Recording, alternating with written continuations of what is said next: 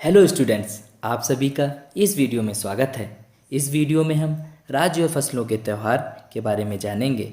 जैसा कि आप जानते हैं कि भारत में अलग अलग राज्यों में अलग अलग समय पर अलग अलग प्रकार की फसलें उगाई जाती हैं। इन्हीं फसलों के अच्छा होने पर या अच्छा होने की भावना को लेकर हम कुछ त्योहारों को मनाते हैं। ऐसे त्यौहार फसलों के त्यौहार कहलाते हैं। मैं इस वीडियो में इन्हीं फसलों के त्योहारों को लेकर आया हूँ पूरी जानकारी के साथ। अगर यह वीडियो आप लास्ट तक देखेंगे तो मैं विश्वास दिलाता हूँ कि आपको इस वीडियो के अलावा राज्यों और उनके फसलों के त्योहारों से संबंधित कोई भी अन्य मटेरियल का सहारा नहीं लेना पड़ेगा।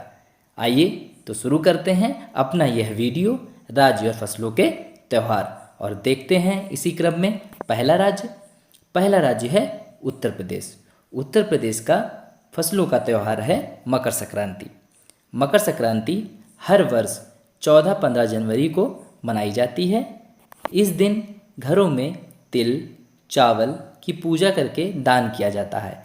मायके से ससुराल लड़की को उड़द की दाल तिल और चावल दान किए जाते हैं। इस त्यौहार को दान के रूप में भी मनाया जाता है कि फिर चाहे वो अन्न हो या स्नान हो। स्नान से तात्पर्य यह है कि इसी दिन से इलाहाबाद यानी प्रयागराज में स्नान करके माघ मेला या कुंभ की शुरुआत होती है। इस स्नान को माघ मेला या कुंभ का पहला स्नान कहते हैं। इसी दिन घरों में खिचड़ी बनाई जाती है, इसीलिए हम इसे खिचड़ी का त्यौहार भी कहते हैं। खिचड़ी प्रतीक है एकता का। क्यों? क्योंकि यह एक ही पात्र में एक साथ दाल और चावल को मिलाकर बनाई जाती है। इस दिन हम अपने घर आए नए अनाज की खुशी मनाते हैं और साथ ही साथ आने वाले नए फसल वर्ष की शुभकामना के साथ यह कामना करते हैं कि अगले वर्ष भी हमारे घर में अच्छी प्रकार की फसलें आएं और हमारा घर धन धान्य से भर जाए। इस प्रकार उत्तर प्रदेश में मकर संक्रांति का त्यौहार बड़ी ही धूमधाम से मनाया जाता है। आइए देखते हैं अगला राज्य। अगला राज्य है बिहार। बिहार में भी उत्तर प्रदेश की भांति फसलों का त्यौहार मकर संक्रांति या खिचड़ी ही है। यहाँ भी उसी प्रकार तिल की पूजा की जाती है, गंगा में स्नान किया जाता है और दान भी दिया जाता है। इसी क्रम में जिस प्रकार बिहार में उत्तर प्रदेश में खिचड़ी या मकर संक्रांति मनाई जाती है, उसी प्रकार हरियाणा राजस्थान मध्य प्रदेश में भी यह त्यौहार मनाया जाता है। आइए देखते हैं अगला राज्य है तमिलनाडु। तमिलनाडु में मकर संक्रांति को पोंगल के नाम से जाना जाता है। पोंगल त्यौहार भी मकर संक्रांति के समय ही मनाया जाता है। लोग नए धान को कूटकर चावल निकालते हैं। हर घर में मिट्टी का नया मटका लाया जाता है, जिसमें चावल दूध और गुड़ डालकर उसे पकाने के लिए धूप में रख देते हैं। हल्दी शुभ मानी जाती है, इसीलिए इसे मटके के चारों ओर बांध देते हैं। 10:30 बजे के आसपास इसे धूप में रखा जाता है और जब यह पकता है तो इसमें उबाल आता है। जब उबाल आता है या उफान आता है तब यहाँ के लोग पोंगला पोंगल कह के इस त्यौहार की शुरुआत करते हैं। इस लाइन का अर्थ है कि दूध में उफान आया। इस प्रकार तमिलनाडु में पोंगल त्यौहार मनाया जाता है। अगला राज्य है कर्नाटक। इस राज्य के त्योहारों को मैंने ज़्यादा अच्छे से समझाने का प्रयास किया है, क्योंकि मैं पिछले 3 वर्षों से यहीं कार्यरत हूँ। कर्नाटक का फसलों का त्यौहार भी मकर संक्रांति है। इस समय नई फसल काट कर लोग फसलों को अपने घरों में ले आते हैं और इसी दिन नई फसल और गाय बैल की पूजा की जाती है। उत्तर प्रदेश की भांति यहाँ तिल चावल गुड़ चना गन्ना आदि की भी पूजा की जाती है। फिर छोटे छोटे पैकेटों में इन्हें भरकर लोगों में बांट दिया जाता है। मैंने आपके साथ स्क्रीन पर इस पैकेट की फ़ोटो को शेयर किया है, जो मुझे मकर संक्रांति पर मिली थी। फिर इसी दिन शाम में पूजा किए हुए गन्नों को बांटा जाता है। इस प्रकार यह त्यौहार पूरा हो जाता है। मैं आपको बताना चाहता हूँ कि इंटरनेट पर कई साइटें कर्नाटक का फसलों का त्यौहार युगादि को बताते हैं, लेकिन युगादि का त्यौहार फसलों से संबंधित नहीं है, बल्कि यह हिंदू नववर्ष की शुरुआत पर मनाया जाने वाला त्यौहार है। अब बात हुई है युगादि की, तो इसको भी मैं आपको बता देता हूँ। युगादि इस त्यौहार को चैत्र मास के पहले दिन मनाया जाता है। इस दिन लोग गुड़ और नीम बराबर मात्रा में खाते हैं गुड़ सुख का प्रतीक है और नीम दुख का। इस प्रकार यह पर्व यह बताता है कि लोग इस दिन यह कामना करते हैं कि आने वाले वर्ष में सुख और दुख बराबर मात्रा में मिले। शाम में हम हिंदू पंचांग की पूजा करते हैं और फिर आने वाले वर्ष का राशिफल देखते हैं। इस प्रकार से युगादि पर्व पूरा होता है। आइए देखते हैं अगला राज्य। अगला राज्य है असम। असम का फसलों का त्यौहार है बिहू। असम राज्य में बिहू को पूरे वर्ष में अलग अलग समय में मनाया जाता है, अलग अलग नामों से। तो इन नामों को जानते हैं।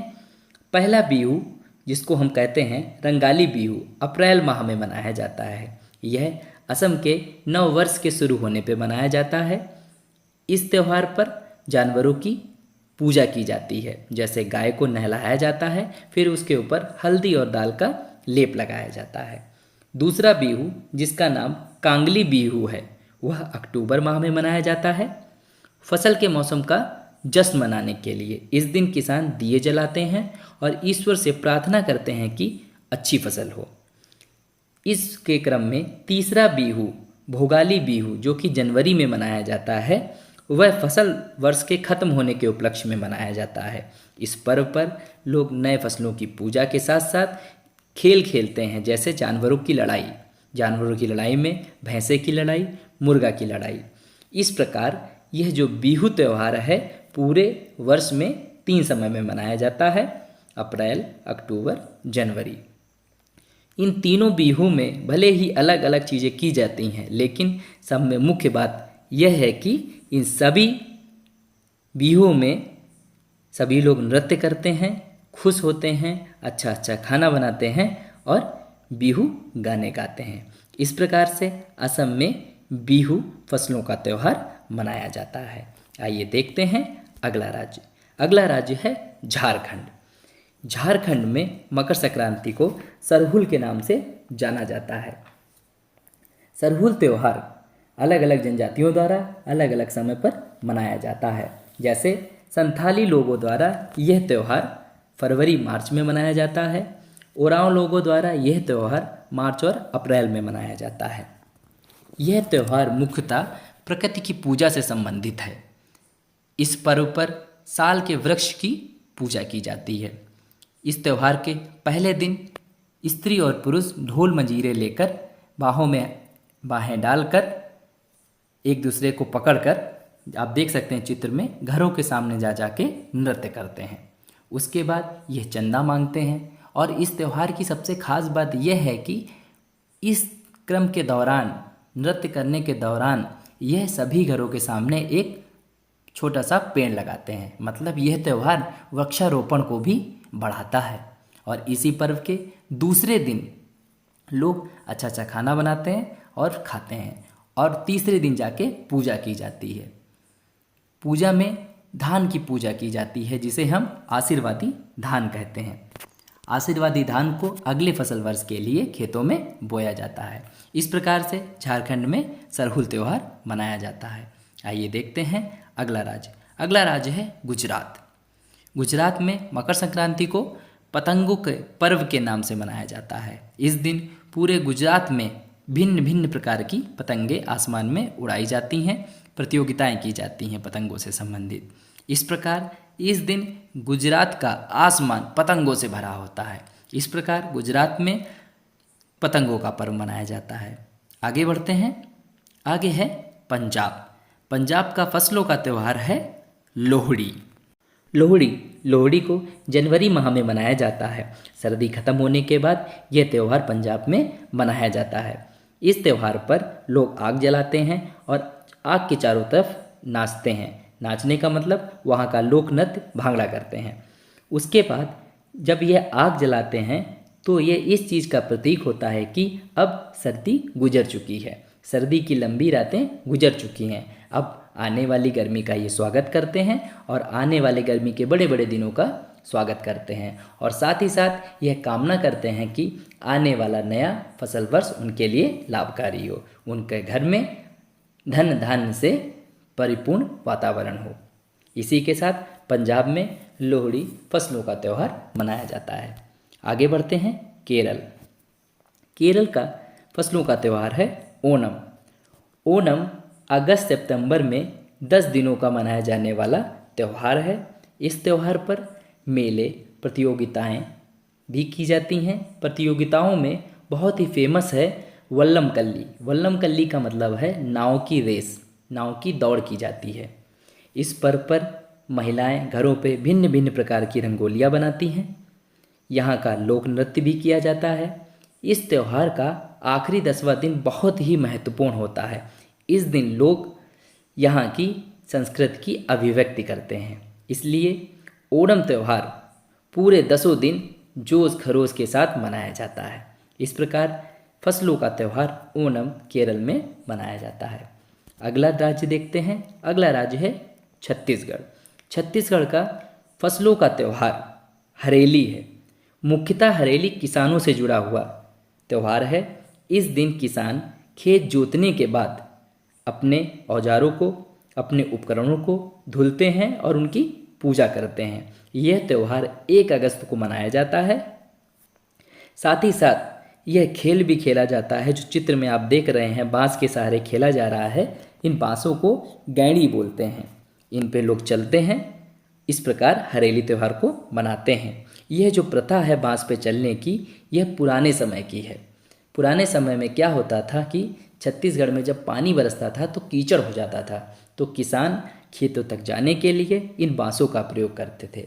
तभी से यह प्रथा चलती आ रही है और आज यह एक खेल के रूप में इस पर्व पर की जाती है। इस प्रकार से छत्तीसगढ़ में फसलों का त्यौहार हरेली मनाया जाता है। आइए देखते हैं अगला त्यौहार महाराष्ट्र। महाराष्ट्र का फसलों का त्यौहार है गुड़ी पड़वा। यह पर्व अप्रैल में पहले दिन मनाया जाता है, वही चैत मास के पहले दिन। इस दिन पर लोग गुड़ी माने बांस, बांस का डंडा है जो घर के बाहर गाड़ा जाता है और उसके ऊपर इस प्रकार लोटा रखे, बर्तन रखे, उसकी पूजा की जाती है। माना जाता है कि इसी दिन ब्रह्मा जी ने सृष्टि की रचना की थी और यह भी माना जाता है कि इसी दिन भगवान श्री राम जी ने बाली को मारा था। इस प्रकार महाराष्ट्र में गुड़ी पड़वा पर्व मनाया जाता है जो यहाँ का फसलों का त्यौहार कहा जाता है। आगे बढ़ते हैं। आगे है कुमाऊं, उत्तराखंड। उत्तराखंड के कुमाऊं स्थान पर मकर संक्रांति को घुघुतिया के नाम से मनाया जाता है। किसके नाम से मनाया जाता है? घुघुतिया के नाम से मनाया जाता है। यहाँ के लोग इस पर्व पर आटा और गुड़ को गूंथ कर पकवान बनाते हैं। पकवानों को भिन्न भिन्न प्रकार के आकार दिए जाते हैं। आकार किस प्रकार के आप थाली में देख सकते हैं, फूल के आकार के, डमरू के आकार के और भिन्न भिन्न तरीके के आकार दिए जाते हैं। फिर उसके बाद इनको तला जाता है। तलने के बाद एक माला बनाई जाती है। माले में संतरा और गन्ने के छोटे छोटे टुकड़ों का प्रयोग किया जाता है। इसके बाद इन्हें बच्चों को गले में पहना दिया जाता है। बच्चे छोटे छोटे टुकड़े तोड़कर इससे चिड़ियों को खिलाते हैं। वह यह करते समय गाना गाते हैं, काले कौवा काले घघूती माला खा ले। वह ये क्यों करते हैं? वह ये इसलिए करते हैं क्योंकि सर्दी के मौसम में उत्तराखंड से पक्षी दूसरी जगहों पे चले जाते हैं। उन्हीं को बुलाने के लिए यह बच्चे इस प्रकार करते हैं। इस प्रकार से घुघुतिया त्यौहार उत्तराखंड में मनाया जाता है। आइए देखते हैं अगला राज्य। अगला राज्य है उड़ीसा। उड़ीसा में फसलों का त्यौहार नुखाई है। नुखाई का अर्थ होता है नवा खाई। नवा मतलब नया, खाई मतलब भोजन, नए अन्न से बना भोजन। आइए देखते हैं उड़ीसा में किस प्रकार यह त्यौहार मनाते हैं। गणेश चतुर्थी के अगले दिन यह त्यौहार मनाया जाता है।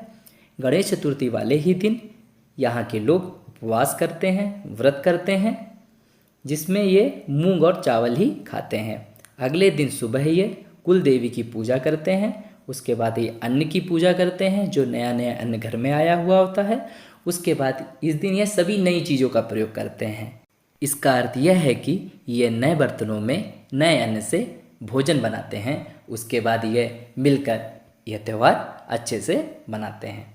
इस वीडियो में हमने कुछ महत्वपूर्ण फसलों के त्यौहारों को उनके राज्य के साथ पढ़ा। यह जाना कि यह किस प्रकार से मनाए जाते हैं। अब एक बार फिर से हम दोहरा लेते हैं कि किस राज्य में कौन सा त्यौहार मनाया जाता है। आप अपने नोट्स पे इस प्रकार की टेबल बना सकते हैं जिससे कि आप एक नज़र में ही सारे त्यौहार दोहरा लेंगे। आइए देखते हैं। राज्य: उत्तर प्रदेश में मकर संक्रांति या खिचड़ी, बिहार में मकर संक्रांति या खिचड़ी, तमिलनाडु में पोंगल, कर्नाटक में मकर संक्रांति, असम में बिहू, झारखंड में सरहुल, गुजरात में पतंगों का पर्व, पंजाब में लोहड़ी, केरल में ओणम, छत्तीसगढ़ में हरेली, महाराष्ट्र में गुड़ी पड़वा, कुमाऊं में घुघुतिया, उड़ीसा में नुखाई। इस प्रकार यह वीडियो समाप्त होता है। आशा करता हूँ कि अब आपको फसलों के त्यौहार से संबंधित कोई भी परेशानी नहीं होगी, और यदि किसी भी परीक्षा में फसलों के त्यौहार से संबंधित कोई प्रश्न पूछता है तो वह आप जरूर ही हल कर पाएंगे। यह वीडियो आपको कैसा लगा आप कमेंट बॉक्स में ज़रूर बताएं। इसी के साथ धन्यवाद।